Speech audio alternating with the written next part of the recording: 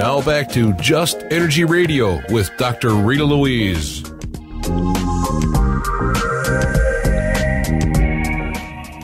Hello, and welcome back to Just Energy Radio. I'm your host, Dr. Rita Louise, and thank you all for staying tuned to the second hour of the show. While we are continuing our show in outer space here live. And just don't forget, Just Energy Radio is brought to you by soulhealer.com. It can be heard every Thursday evening from 8 to 10 p.m. Eastern Standard Time live on the Inception Radio Network. You can also check out the show on our webpage, www.justenergyradio.com. You can sign up for our weekly newsletter that keeps you informed of the excellent programming we have coming up. You can friend us on Facebook, or you can check out our archives on YouTube. Also, you can download the Inception Radio app for your phone and listen to it in your car, wherever. And so I announced this at the beginning of the show, and I'm going to announce it again today. So I know all of you listening have already purchased my Man-Made: The Chronicles of Our Extraterrestrial Gods, either in paperback or in the Kindle edition. Well, I have just re-released my Dark Angels book, which is about ghosts and spirits and hauntings, and it's a very fun book. Fun, but informative. But we have just released it in the Kindle format. So if you haven't bought it yet and you're a Kindle person like me, now's your chance to get it too. Anyway, Dark Angels, an insider's guide to ghost spirits and attached entities. Okay, so let me tell you a little bit about Ed Komarek, who is our guest this hour, because I'm very excited to have him on the show. Ed Komarek has released a new book called UFO Exopolitics and New World Disorder, which tackles alien phenomena. The thesis, UFOs, Exopolitics, and the New World Order, if our leaders had not failed us in the 40s and 50s, we as humans would not be facing a worsening environmental crisis in a context of perpetuated war. Indeed, a perpetuated war context which has depleted financial resources, had resulted the prevailing global economic crisis. You know, I can't believe that I put this up on my own webpage and I'm like, blah, blah, blah. It kind of doesn't make sense. So, Ed, don't hate me for that. His website is exopolitics.blogspot.com. And we're going to talk about his book, and he has a special offer for everybody listening. But please welcome to Just Energy Radio, Ed Komarek. Hey, Ed, how are you? Hi, Rita. I am so glad to have you on the show, and I'm glad that we connected on Facebook, and it's all good. Yeah, people can contact me on Facebook, or they can go to my blog at exopolitics.blogspot.com / or they can buy the book. They can get the book free right now on Kindle for today and tomorrow. I made it free on special promotion, and these special promotions really work, Rita. It's really helped me, get this book distributed.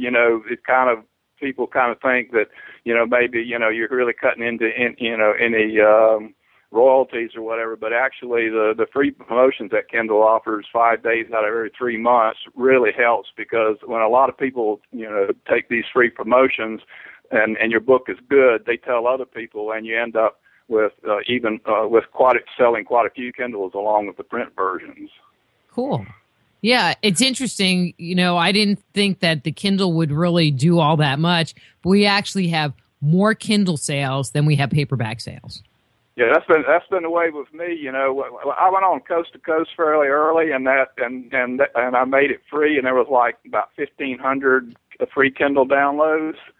And also I worked the social networks, for the book, and with even more free Kindle downloads. So there's probably around 3,500 free Kindle downloads that have been downloaded since the book came out about 9 months ago.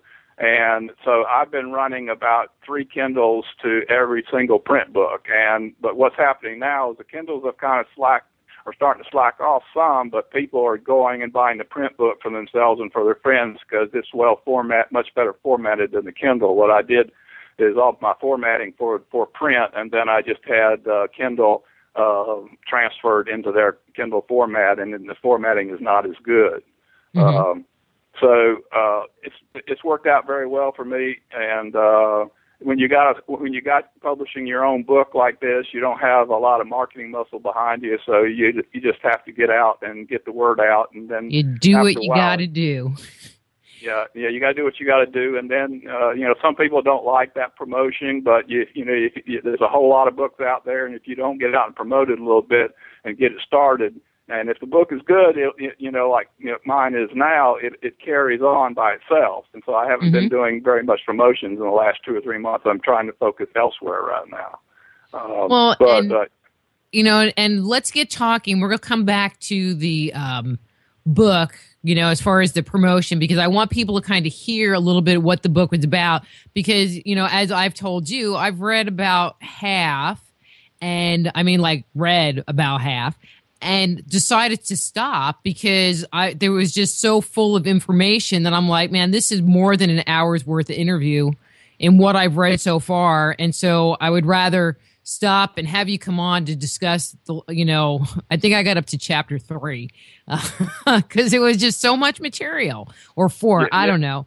Well, the problem that we have is in the UFO community is over the years, because of the cover-up, there's been a lot of disinformation, and then there's a lot of really wild speculation. There's a lot of people that believe anything. There's a lot of people that believe almost nothing. And what you got to do is you got to sort through all this chaff, all this ore to get at the gold, and it just takes experience. And decades of work to do that. And so what I've tried to do for people is do some of the background work for them so that they can build a solid foundation on some of the more credible cases and material and extraterrestrial contact cases that I found over the years, as well as credible whistleblower testimonies and whatever, like Ben Rich, head of the Lockheed Skunk Works, and Bill Uhouse, who worked on the flight simulators for flying saucers out at Area 51 in the late 1950s, early 1960s. So there's a lot of credible people have come out with backgrounds that check out, and I've tried to pull the best contact cases that I've been able to find in whistleblower testimonies to provide a foundation for the issues and implications. The problem is most people. Okay, wait, Ed. Whoosh. Breathe in there. Breathe, Ed. Let's start at the beginning part, and then we'll get there. So let's start here. Okay, I'd like to kind of introduce you to the listeners, because they don't know you. I haven't had you on the show. Once I have you on the show, then it's like, where the cups are, get your own drink. But how did you become interested in UFOs and the whole alien agenda thing in the first place? What drew you to that? When I was a young man at 17, I decided to go. I live here in the deep south, in southwest Georgia, and I decided to go to Fairbanks, Alaska, to go to school, majoring in wildlife management. I came from a family of early ecologists, well-known early ecologists. I was mentored by Herb Stoddard, one of the founders of ecology. He was a good friend of Aldo Leopold. And my father was really the first fire ecologist. And interestingly enough, ecology has a lot to do with my ecological background. It's had a lot to do and helped me a lot in the paranormal field of the paranormal and with UFOs. But I went to the University of Alaska in 1967, and I think I was playing pool down with some of the guys in the bars down. Fairbanks at that time was like a frontier town, and there was like lines of bars down on First Avenue or something, whatever, and we played pool and drank beer. And I think I walked out at probably 4 o'clock in the morning to get a little fresh air and up a side street, and it was probably about 50 or 60 below zero.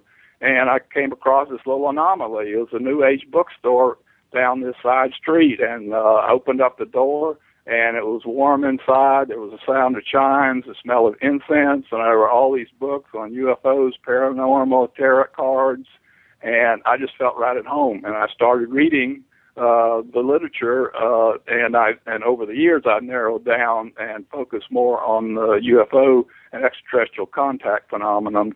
But I also studied out-of-body experiences, reincarnation, near-death experiences, and the really big picture.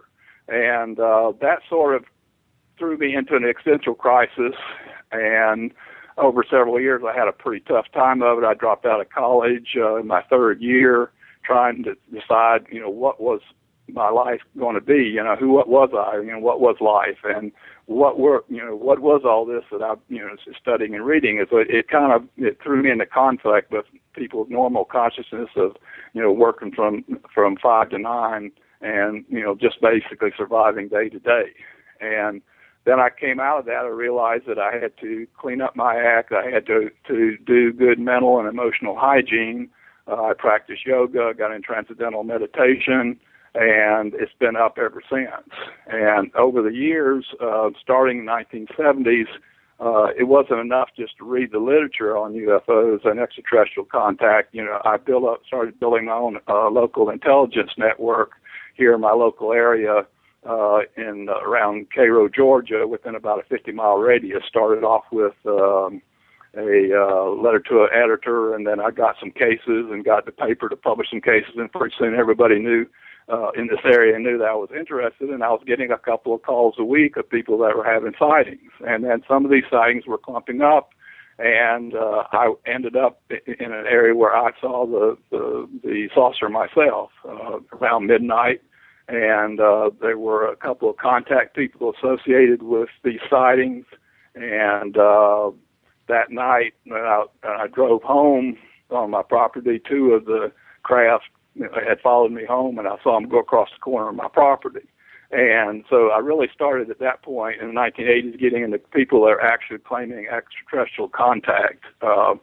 And so it moved on from there. I realized it was not just a scientific problem, because politics was, and a cover-up was interfering with good science, and overall it was an intelligence problem.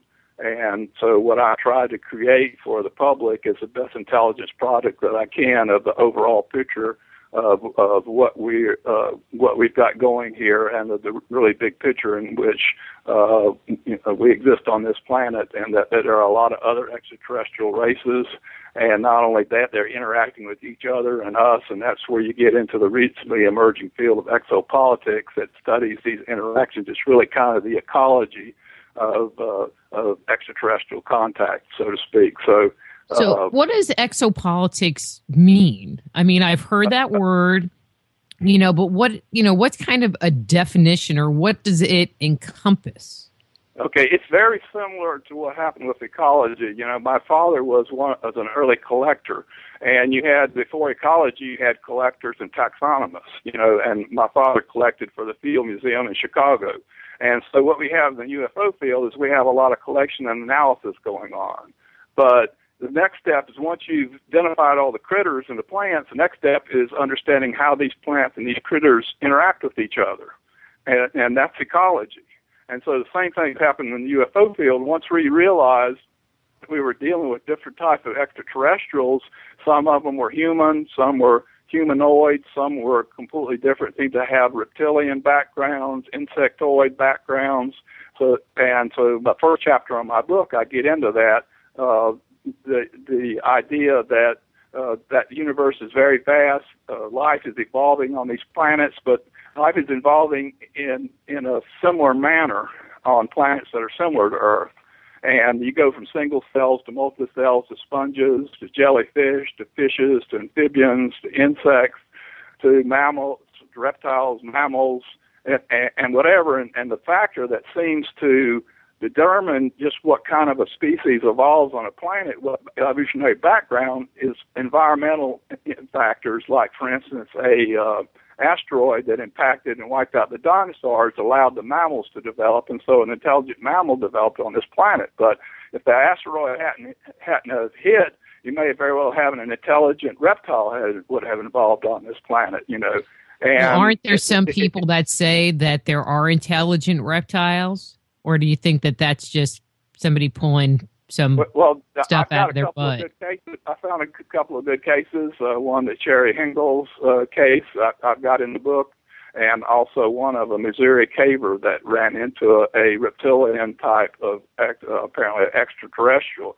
But if that asteroid had hit, and even worse, and knocked out everything but the insects, then very well an intelligent insect may have evolved on this planet. So this seems to be what's happening on these other planets that we're now hearing about. You know, NASA has found hundreds of them already, and they believe there may be billions of these planets with life, harboring life, you know, out throughout the universe. And what we're seeing in the UFO field is these life is evolving on these planets and gets to the point where we are, and then it starts moving out into space, and it conquers the vast distances between space by using electromagnetic fields to manipulate space-time. So you essentially jump from one place in the universe to the other. You don't have the speed of light problem. And it's the argument that a lot of skeptics have is those distances are too vast for, you know, instantaneous travel or whatever. But what we're finding out that the truth is it is happening, however you want to explain it, and that our government is developing these same technologies in secret.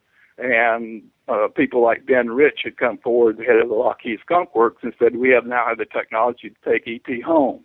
And so there's a whole vast amount of evidence has accumulated, not only for extraterrestrial contact, but a lot of different types of extraterrestrials interacting amongst themselves and interacting with us. And this is basically what exopolitics is about. Simply put, is the politics of the universe. And it's a step up from ecology. My father used to argue with the taxonomists in the Field Museum, and they would say there's no such thing as ecology. You can't touch a relationship, you can't feel a relationship, you can't sense a relationship, you can't see it, therefore a relationship doesn't exist. There's no such thing, there's no basis for ecology.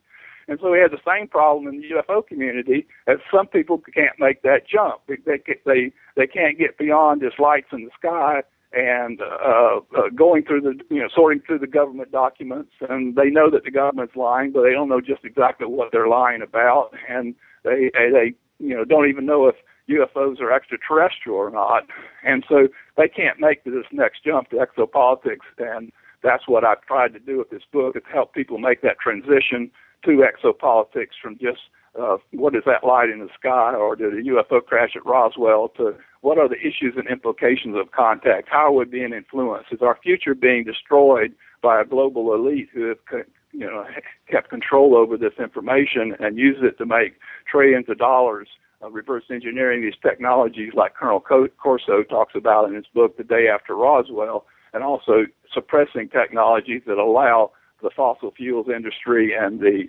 obsolete fossil fuels industry that's polluting the planet, transportation industry of cars and bridges and roads and all this stuff continue when it should have been replaced with much more advanced technologies that would be benefiting all of humankind. And that's why I'm trying to get people. I'm trying to give them a good foundation of extraterrestrial contact cases and whistleblower testimonies, but you people really need to move up to the issues and implications of contact, because the global elite got this way back at the time of Roswell, because their sons and daughters worked in these intelligence agencies, and they got this information right off the bat, and so they moved from collection analysis to issues and implications and to protect their own special interests, while the rest of us been mired in this confusion of collection and analysis, and our whole society is now suffering immensely because of this cover-up. And so I've tried to point this out in the book once I build a solid foundation of credible cases. Okay. So how? Well, you kind of went on there for a little while, Ed, and it was like, okay, you just like jammed a lot of information in there. You kind of have my head spinning a little bit. Okay, so here's a question. You're talking about this cover-up, but how are they covering it up? What kind of tools are they using, to cover it up? Is it just keep it out of the media? Is there this whole manipulation campaign going on? How are they making that happen? But you've got to realize that this operates under the umbrella of what is called national security in countries all around the world, and under a classification program of security clearances and special access programs, particularly what they call unacknowledged special access programs, where even the name of the program is not acknowledged. And Admiral Wilson was told by Stephen Greer about a certain knowledge access program, and when he went to check it out, and this was verified by astronaut Edgar Mitchell. When he went to check it out, he was met by a team of corporate lawyers who wanted to know how he had heard about this program. And so it became evident to him, as well as a lot of others of us, that this is beyond government. This cover-up is now being orchestrated and run by corporations that have a special interest in the status quo of maintaining a monopoly on these technologies and not allowing the technology, and reverse engineering it and getting it into the mainstream and into defense, but keeping out the competition. And so there's a few corporations and the families that are connected to these corporations, as well as European royalty and some international bankers like the Rothschilds and the Rockefellers, are all been involved in this. And so the real reason for the cover-up are not that people can't handle it or it's a national security issue. National security issue might have, been okay back in the 1950s, but really the bottom line is it's not a national security issue. What it is, it's a special interest issue, is that there's trillions of dollars being made reverse engineering these technologies and getting them into the marketplace. All these stuff, a lot of the Star Trek stuff, we see coming true and whatever, like the communicators, now we have our cell phones, all this kind of stuff. All this technology is like, according to the whistleblowers like Colonel Corso, who worked for General Trudeau and wrote the book The Day After Roswell, all this technology is being integrated into our society, and trillions of dollars are being made out of it. And so why would they want to kill off the goose that lays the golden egg? Why wouldn't they want to keep dragging their feet on this? Also, these technologies would put the fossil fuels industry out of business. It would completely cause the revamping of the transportation industry, the medical industries. So all these industries have vested interest in maintaining the status quo and not allowing these new technologies to come out and replace them. After all, when the light bulb was just invented, the stocks of the gas light companies went from $100 a share down to $1 a share, and they were still making money. And so this was not lost in the 1950s on these corporations that had all these vested interests and whatever, and they organized themselves through the national security apparatus of governments to maintain this cover-up and to keep the public confused and propagandized over control of the mainstream media and also the national security apparatus. And so it's really big. Everybody's being affected. Our society,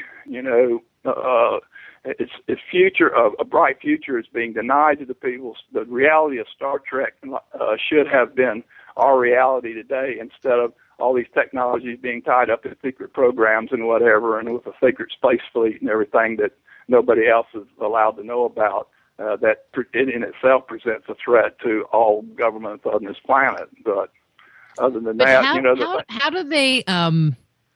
Because it just sounds so big. And it's not just really the United States. How do they get other countries to buy in on the whole thing? Well, that's a good analogy. Buy in. Money runs everything. If you control the money, you control everything in society. Just about everything in society. You can buy. You can buy just about anything that you want. So if you control the money through government, you control the Federal Reserve System, which is not federal at all. It's a private banking network that has their central banks in most countries of the world, and especially in the Western countries or whatever. So they control the money. And when you control the money, where it goes, who gets funded, who gets defunded, or whatever, you can determine who's allowed to know what. And you also control the national security apparatus of countries and whatever, because you determine what company gets funded and which company does not get funding. If the company does not cooperate and starts leaking out information on extraterrestrial craft or something, they can be dropped. They can not receive any funding for their defense contracts. Okay. So we have a question from the chat room that kind of goes along with this line of thinking. And it's from John. I'll just say John. And the question is, why is it that most all of these new technologies can be shown they were developed only by terrestrial means by common technological progression. Do you need me to read that again? Well, that's another problem that you have is that Colonel Corso brought up that he claims that even the concept of the transistor was fabricated and the patents were fabricated to make it seem like that they had a terrestrial basis. And anybody that's read Colonel Corso's book, which is I would highly recommend, he describes in great detail how the Army had some of this technology from Roswell, and what they did is they seeded it out to these major corporations and said, if you can figure out how this works, we just call it foreign technology, and you can figure out how this works, you can get a patent for it, and you can make lots of money off of it. And so he was working directly under General Trudeau, and so he describes in detail how this is done. So that's an additional problem is with the cover-up should end right now, there would be hellacious patent fights, by lawyers and legal problems for a lot of these corporations that have these patents or whatever, because the patents would be shown to be fraudulent. So this cover-up is just, had good reasons, for national security reasons to begin with in the 1950s, but it's been completely corrupted by money and power, just like everything else in our society, but then there's the whole thing, they're bringing this technology forward, but then we're still stuck with gas-powered cars, and so when are they going to bring through some technology to, take over that? There's a lot of conspiracies around that, and is it because they don't have the technology, they don't want to give us the technology? What's with that?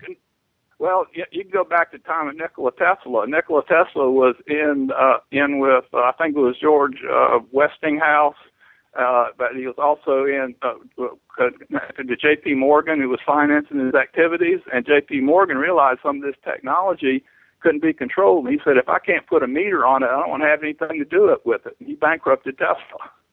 And so you got, in order to control people, you got to control the energy. And energy is just like money. It's what our vehicles are fueled, are run on.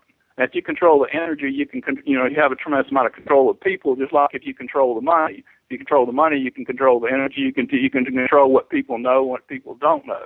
And so the problem is getting to the point, people to get to the point of being asked, the right questions. And the question here is, like you said, why aren't these technologies being allowed into the mainstream? Well, it's very simple. It's special interest. The fossil fuels industry would be put out of business if the technology is involved in getting some of these technologies that are involved in powering these spacecraft were put into common use. They would make for very cheap, non-polluting technologies, but it would put the whole fossil fuels industry out of business and all the billions and trillions of dollars in investments that they have in fossil fuels. And so they're fighting against, so the fossil fuels industry has no interest in these technologies getting out, to the public if they, they want to maintain their industry. The transportation industry, if you had a flying car like the Jetsons, you wouldn't have to have bridges, you wouldn't have to have roads, you wouldn't have to have parking lots, all this huge amount of infrastructure. But this would put all the construction companies,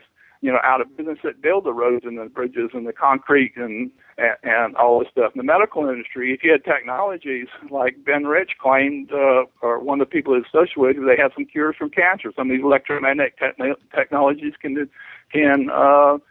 kill cancers. And the problem is if you have something to kill cancer, you wipe out a multi-billion-dollar, trillion-dollar cancer industry, that's based on drugs and chemical therapy, expensive chemical therapies and whatever. So the problem is getting civilizations rise and fall, because when a civilization rises, it builds on creativity and innovation. But in time, this creativity and innovation creates special interests that then suppress new creativity and innovation. So at one time, the automobile and fossil fuels and everything, the electric light bulb and whatever were innovative technologies that brought us to where they are today. But these corporations now that have these established interests in these technologies and whatever are suppressing new technologies, and this causes our society to decline, not in just this country, but in countries around the world. So it's very important that this information gets out to the public, and is a battle been going on since the 1940s and 50s in the inside in the national security establishment. Those that feel that this information needs to get out to the public versus those that feel they want to maintain their special privileges and powers. And okay, but I'm getting a little because we're talking about extraterrestrials and we're talking about the government, and to a certain point, I totally get it. But then you're just talking about, the fossil fuel company doesn't want to give that up because they would lose a lot of money. And that just says, okay, greed, which everybody gets greed, especially with big business and big pharma. But how does that money part connect to the ETs? Okay, so what you have to understand is that the global elite, the ones that have a lot of control over governments, we think we live in a democratic society, but in reality, we really don't. People with a lot of money and resources have a lot of control over our society, not only in America, but in other countries around the world. And so they started right off the bat to protect their own interests. They created the Bilderberg Group in 1954. In connection with the CIA, and Bilderberg is made up of its core is made up of European royalty, international bankers, and industrialists, and they have dictated the European Union. They want to create an American Union. They have this New World Order ideas, create this Orwellian society, a feudal society, and with them in control over the rest of us. And this whole UFO thing, extraterrestrial technology fits right into that, because with them having access to this technology, they can manipulate it to their advantage and against us. They can use it at the level of issues and implications that they're operating on. They can use it against us. If you're up against an adversary that is beyond collection and analysis and is at issues and implications, you don't hardly have a chance against that adversary. So you have to understand that the world is being run by a few very powerful families through the Bilderberg Group, through the international banking system, the central banks, through the UN, and it goes right down through Agenda 21, right down to the grassroots here in Grady County, where we've been fighting zoning regulations and whatever. And you have to have a permit for everything that you do on your property. You have to have 5 or 6 different permits now just to build a house. And so these controls come down from the top, and this is a very big part of that. And so I don't really see this whole thing coming out into the open until the power, of these super elite breaks down. And that's why I don't call it a New World Order at all. I call it a New World Disorder, because all it's going to be creating for us is more disorder and disruptions and fighting amongst ourselves and whatever, while the privileged class lives better off over the rest of us. And so I watched this video this morning, and it was talking about just that topic, and they were showing this is how most people view how things are in the country, and this is what they think. There's the poor, and then the middle class, and that was broken up into a few different groups, and then the kind of wealthy, and then the rich people. And, and then there would be the ideal view, kind of the ideal bell graph of how the wealth should be dispersed. And then they said, but this is the reality of how wealth is dispersed. And on this chart, the low income people weren't even on the chart because it fell below the mean. And the top 2% owned 50% of everything in the United States, and then everybody else only owned 7%. I mean, it was amazing, and I need to get the URL for that and put it on Facebook. But it was just kind of blew you away, And this was from some statistician people, So it wasn't somebody just making this video showing you the disbursement of wealth, and I'm going, yeah, there's me, about 3 off the end. But it was just amazing because the top 2%, they owned so much wealth that they couldn't even put it on the chart because it was astronomical. 2%. Yeah, so who is Congress accountable to? If somebody in Congress wants to come out and talk about this subject, like Dennis Kucinich, who sort of tried, and others, what's going to, who's really running Congress? Who are they really accountable to? Are they accountable to us that don't have any money down on the grassroots, or they're accountable to people with money and power? And so they have to do the dictates of what money and power say to do, and that filters down through the CIA, which tells the mainstream media that this is a national security issue, and you can only go so far. And if you print an article, in your newspaper, you have to write, you have to write it in a certain way to try to ridicule it by the time at the end, or end the article with a skeptical statement. And so we're getting around this by going through Facebook and through the mainstream media and educating people, but there's a formidable control structure with the mainstream media now. For instance, the Bilderberger meetings, you've got Hillary Clinton actually got fined for going to a Bilderberger meeting because our people, our elected officials and stuff aren't supposed to be going to these meetings, these secret meetings and whatever, or defense, head of defense, Romney, Obama, all these. But even the name Bilderberger is not even put out into the mainstream until recently. It was the alternate media that started demonstrating in front of these Bilderberger meetings and pointing out that the richest and wealthiest, most powerful people in the world are meeting once a year in these Bilderberger meetings, and the media will not actually cover it. It's a complete blackout on the coverage. And so what we've got here is we've got a formidable control structure in the Western, countries, and the privileged class, just take a look at something simple like Syria. The people of Syria through media realized that other people around the world had a better life, and they wanted that life, so they started demonstrating, peaceably. But the privileged elite in Syria would not allow that to happen. They started killing them, and so now they've got a civil war going in there because of these privileged elites in these countries, whether it's Saddam Hussein, whether it's Gaddafi or whatever. They'll fight to the death to maintain their privileges in that country. And what we have developing, the third really reason there's a cover-up is that if we knew that some of these extraterrestrial human types had it so much better than what we ourselves have, we would revolt against the privileged classes that are controlling our societies, and these privileged classes know that, and so they've taken precautions to make sure that we don't get that information from these extraterrestrials that there's a better life out there for us, because they're willing to fight for the death, just like Saddam Hussein and the leaders of Syria are willing to fight for the death to maintain their privileges. So we're in a battle here. We're in a battle between that's always been going. There's nothing new about this. I mean, the kings and queens of Europe and the feudal society, the peasants were always rising up and getting stomped back down by the kings and queens of Europe and countries and dictators and all this kind of stuff. And the only thing new now is that they're trying to create this new world order, this global plantation system, in which the global elite control the rest of us, where we're like servants on their global plantation, where they control most of our resources and therefore us.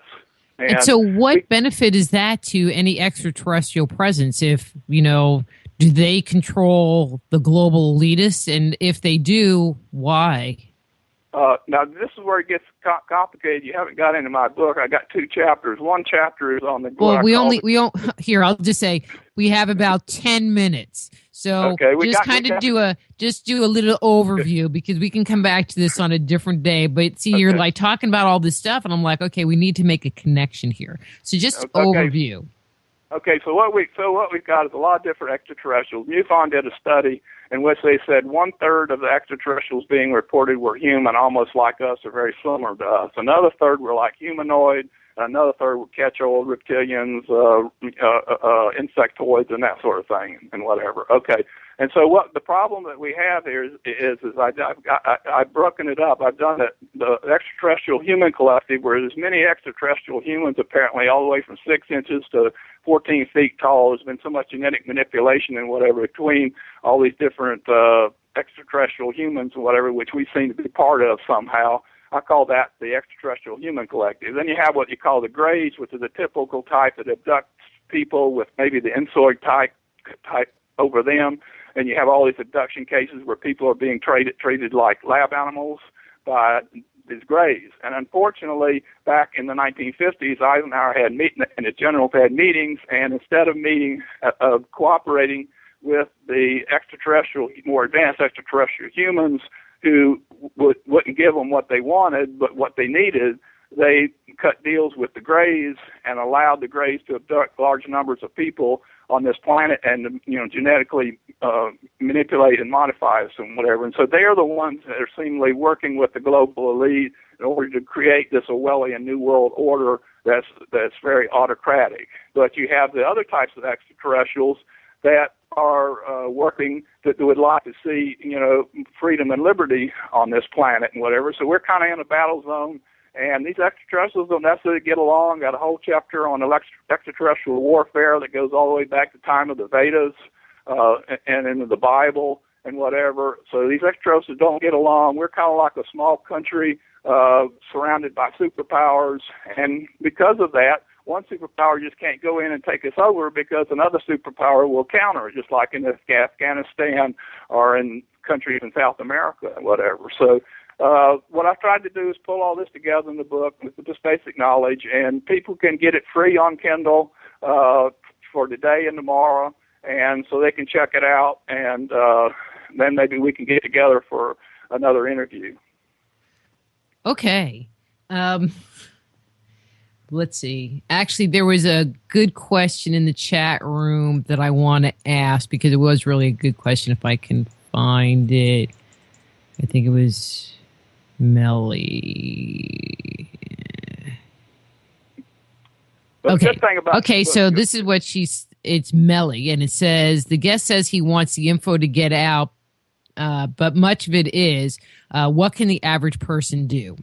So what can we do if we realize that there's this stuff going on and these global elitists and whatever, what can we do? Well, one of the things you can organize on Facebook. There's a lot of Facebook groups involved, and you can join the Occupy Wall Street crowd. You can join the Tea Party. All these groups have some awareness that the problem is ultimately not the puppets, not Obama, not Romney, whatever. They were just puppets to these global elite.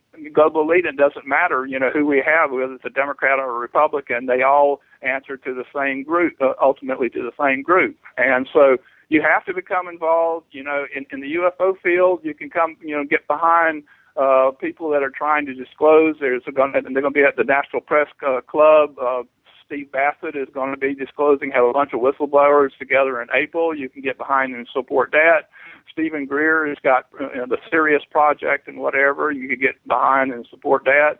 But the most important thing is really study up. In order to make the right decisions, you have to have good information to base your decisions upon on how you act to protect yourself and your family and your society. And that's why this book is so this disclosure book is so important. Is that it gives you a good basis for that. It cuts through a lot of the trash and the hoaxing and the wild speculation to some of the best cases, and to give you a picture, an ecological picture of what the forest looks like, and therefore about how to navigate through that forest if you got an idea how the forest looks like. And so the best thing you can do is go to my blog. A lot of this material is on my blog, but it's in a much better, well-edited state in my book. And so my blog is exopolitics.blogspot.com / or you can get up with me, Ed Komarek, EDKOMAREK, on Facebook.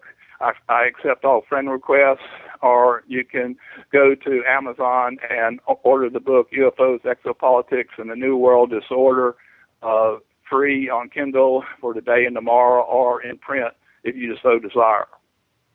Okay, so I don't really know what this is. Someone, I think, just put something in here about what it is, but Lorraine asked, what do you think about Canada's Idle No More? I don't know what that is, but I'm asking anyway. Canada's what? Idle No More?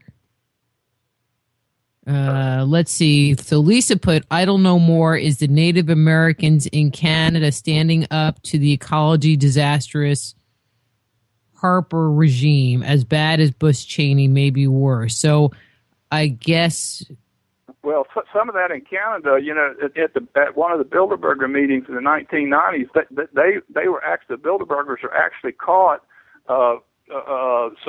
supporting a split up of Canada between Quebec and the rest of Canada, and it was brought out in the public, and that slowed them down. And so they have been interfering in Canadian affairs, just like they are interfering in all countries around the globe, and one of the security experts that worked out at Area 51 and whatever, he realizes that this cover-up was not being controlled, by the United States national security apparatus. That actually it was European royalty and bankers that had ultimate control over the national security of the United States, and the same for Canada and England and Australia and these other countries. And that was a big wake-up call for him. And I've got these cases in the book. Cool. So I'm looking. Ed, you answered that whole other question in less than 10 minutes. So we still have 5 more minutes. So let me look on my paper to see if there's anything that I... Okay.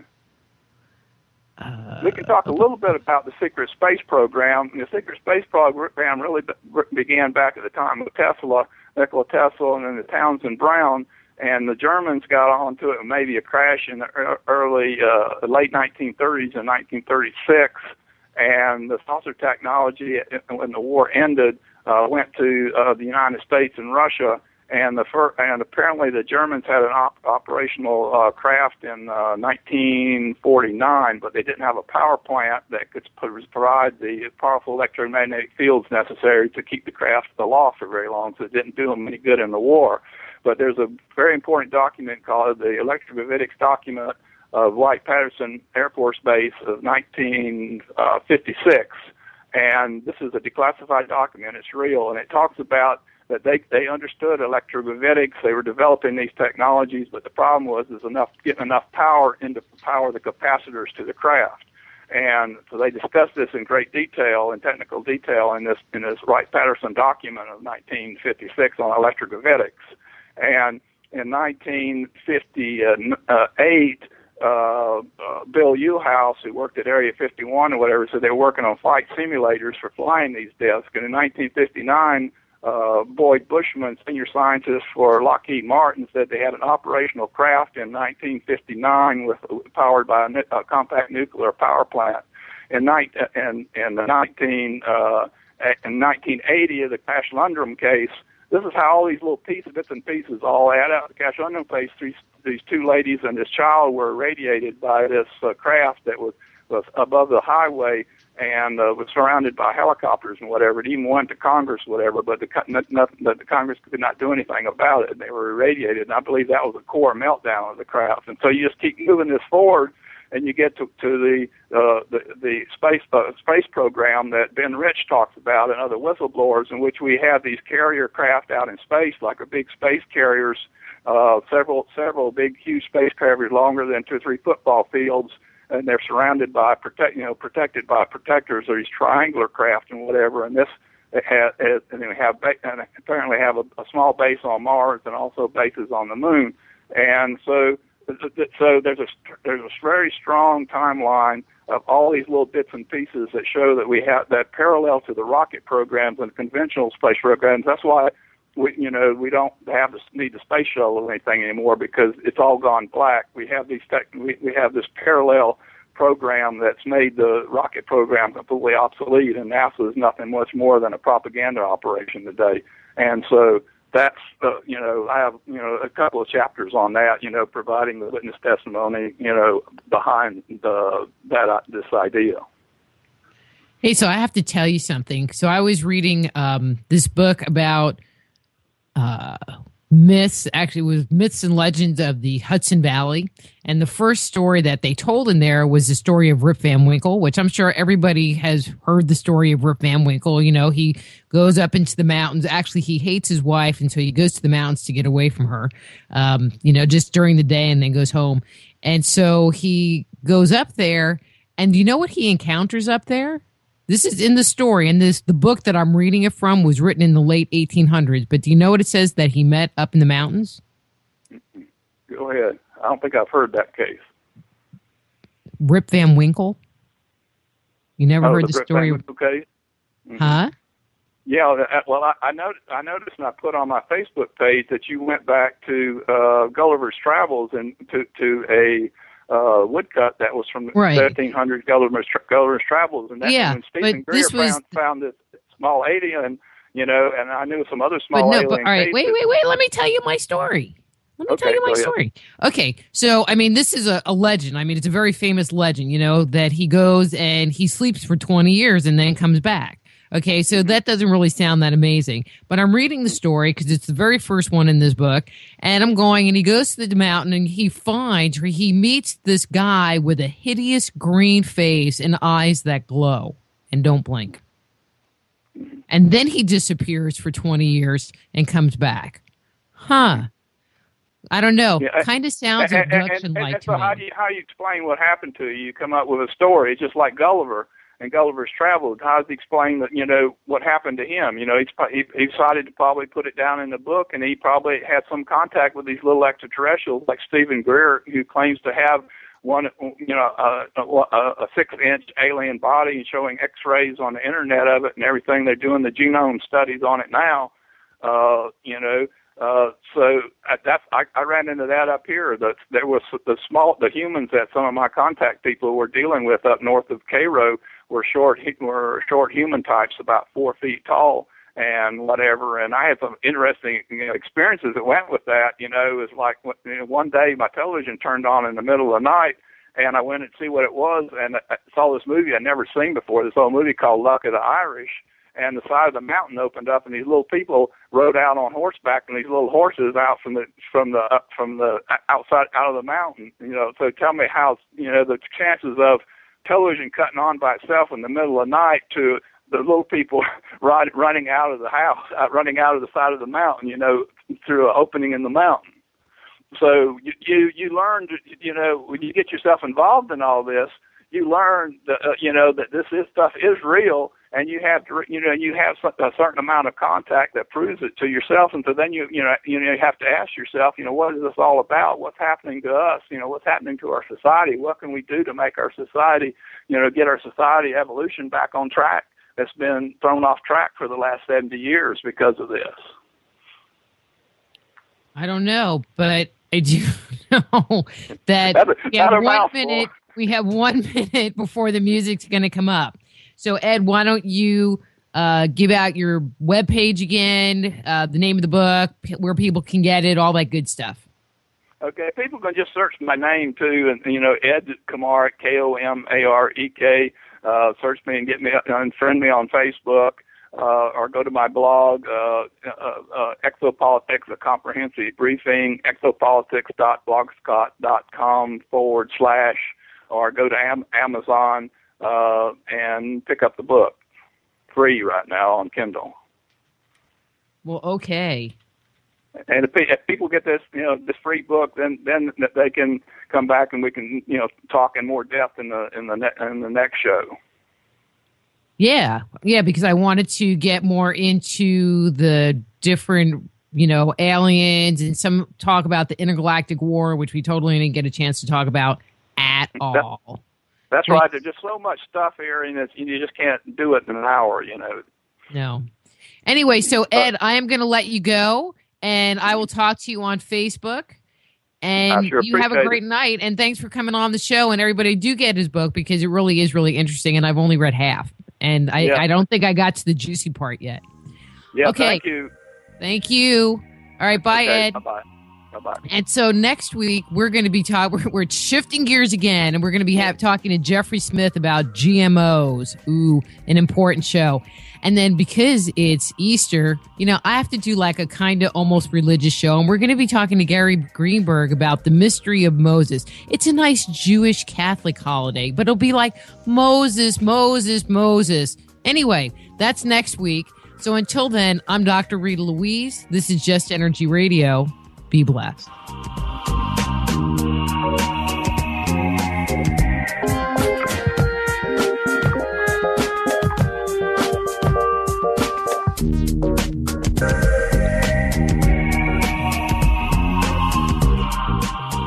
Join host Dr. Rita Louise each week at this time for Just Energy Radio.